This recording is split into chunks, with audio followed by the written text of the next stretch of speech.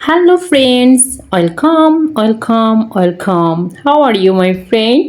আজকে আমি আপনাদের জন্য নিয়ে এসেছি চকলেট কেক। অনেকে বলে কেক বানাতে গেলে নাকি কেক হয় না। কেক হয় চুপসে যায় আর না হলে কেক ফুলে না। তো এরকম অবজেকশন শুনতে শুনতে আমি বোর হয়ে গেছি। আপনি দেখুন আমার কেকটা একবারে স্টেপ বাই স্টেপ ফলো করুন। দ্বিতীয়বার আর ফিরে তাকাতে হবে না পিছনে যে কিভাবে কেক তৈরি করে। একবার যদি আমার এই স্টেপগুলো ফলো করেন তাহলে কিন্তু যে কোনো সময় হাতের কাছে কয়েকটা উপকরণ থাকলেই বানিয়ে নিতে পারবেন এরকম সফট তুলতুলে নরম মোলায়েম কেক, যে কেকটা সবাই খেতে পছন্দ করে। চলুন দেখে আসি। একটা বাটির মধ্যে আমি দুটো ডিম ভেঙে নিচ্ছি। ডিম দুটো কুসুম সহ আমি একসঙ্গে বিট করে নিব। হালকা একটু বিট করে নেওয়ার পরে এর মধ্যে আমি একটু একটু করে চিনি দিয়ে দিব। আমি একবারে চিনিটা দিয়ে দিচ্ছি, আপনারা একটু একটু করে দিতে পারেন বা একবারও দিয়ে দিতে পারেন, নো প্রবলেম, এটাতে কোনো ম্যাটার না। আমি এইভাবে করে বিট করে নিচ্ছি, দেখুন জাস্ট এরকম হবে। এখন আমি এখানে ময়দা দিয়ে দিব 1 কাপ, জাস্ট 1 কাপ দেবো। দুটো ডিমের জন্য 1 কাপ ময়দাই কিন্তু এনাফ। আর ময়দাটা মাস্ট বি ছেঁকে নেবেন, না হলে কিন্তু সফট তুলতুলে কেক আপনি পাবেন না। দেখুন ময়দাটা আমি চেলে নিয়েছি, ছেঁকে নিয়েছি। অল্প একটু লবণ দিয়ে দিলাম এখানে কোকো পাউডারটা আমি ছেঁকে নিচ্ছি এবং এখানে 3 চামচ কোকো পাউডার আমি ইউজ করেছি। আপনি যে কোনো ব্র্যান্ডের ইউজ করতে পারেন, আমি এখানে হাইকো কোকো পাউডারটা ইউজ করেছি। আমি একটু বেকিং পাউডার দিয়ে দিব, হাইকো বেকিং পাউডার 1 চামচ দিয়ে দিলাম। ব্যাস, এখন আমি এখানে ভ্যানিলা এসেন্স দিয়ে দিব 1 চামচের মতো। ড্রিম ভ্যানিলা এসেন্সটা ইউজ করেছি। তেল দিয়ে দিলাম 1/2 কাপ, সয়াবিন তেল, রান্নার রেগুলার তেল যেটা, দুধ দিয়ে দিলাম 1/2 কাপ। দুধটা কুসুম গরম আছে, খুব ঠান্ডা না এবং খুব গরমও না। এখন এই উপকরণগুলো একসঙ্গে মিক্স করে নিব। বেশিক্ষণ এখন আর বিট করব না, কেননা বেশি বিট করলে কিন্তু ফ্লাফি ভাবটা একেবারে নষ্ট হয়ে যাবে। সবগুলো উপকরণ দেওয়ার পরে জাস্ট 2 মিনিটের মতো আমি বিট করে নেব এবং দেখুন আমার বিটটা কিন্তু হয়ে গিয়েছে।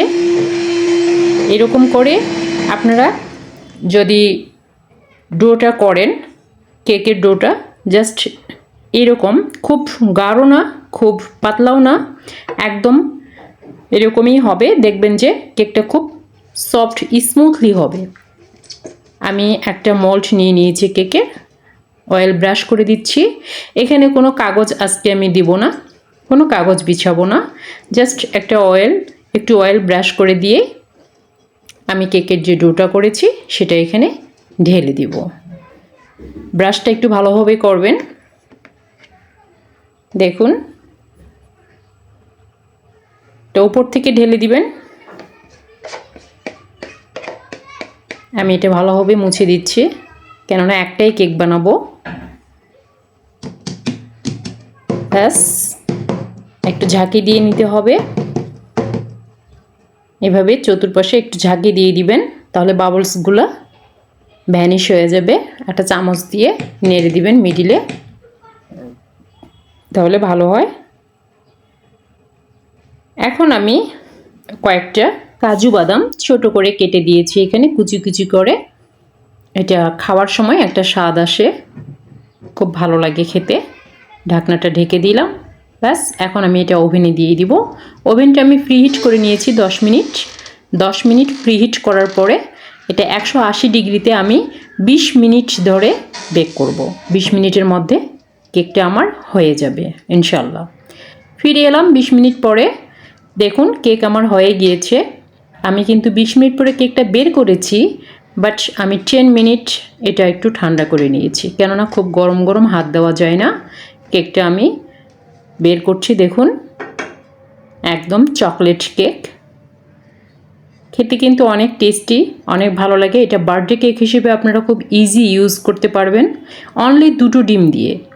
অনলি 2টো ডিম দিয়ে আপনি বার্থডে কেক এভাবে করে তৈরি করে নিতে পারবেন। দেখুন কতটা সফট, কতটা স্মুথ হয়েছে। আপনি জাস্ট একটা হুইপড ক্রিম দিয়ে এটা আপনি ডেকোরেশন করতে পারবেন। কয়েকটা কালার অ্যাড করে আপনি বিভিন্ন কালারের ফুল দিয়ে, বিভিন্ন কালারের ক্রিম দিয়ে আপনি এটা খুব সুন্দরভাবে ডেকোরেশন করতে পারবেন। বার্থডে কেক হিসেবে খুব ইজি, মাত্র 2টো ডিম দিয়ে। কি দরকার বাইরে থেকে কেক কেনার? বাইরে থেকে কেক কেনার কোনো প্রয়োজন নেই, বাসায় বানিয়ে নেবেন ঝটপট করে। আর কেকটা কতটা স্মুথ হয়েছে আমি আপনাদেরকে কেটে দেখাচ্ছি একটু। কেটে দেখালে তখনই বুঝতে পারবেন যে আসলে এটা কতটা স্মুথ হয়েছে, কতটা সফট, কতটা স্পঞ্জি। দেখুন একদম দেবে দিচ্ছি তারপরেও ফুলে উঠছে, আমি চেপে দিচ্ছি তারপরেও ফুলে উঠছে। অসাধারণ। দেখুন হাত দিয়ে মুষ্টি করে ধরছি তারপরেও দেখুন একদম ফ্লাফি। কতটা পারফেক্ট হলে একটা কেক এরকম হয় বুঝতেই পারছেন। তো আমার রেসিপিটা যদি আপনাদের কাছে এতটুকু ভালো লেগে থাকে অবশ্যই লাইক, কমেন্ট এবং শেয়ার করে দিতে ভুলবেন না।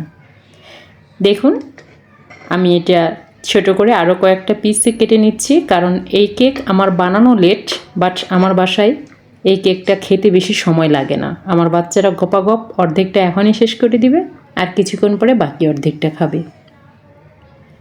অনেক ধন্যবাদ বন্ধুরা, ভালো থাকবেন, সুস্থ থাকবেন, আমার জন্য দোয়া রাখবেন। Thank you.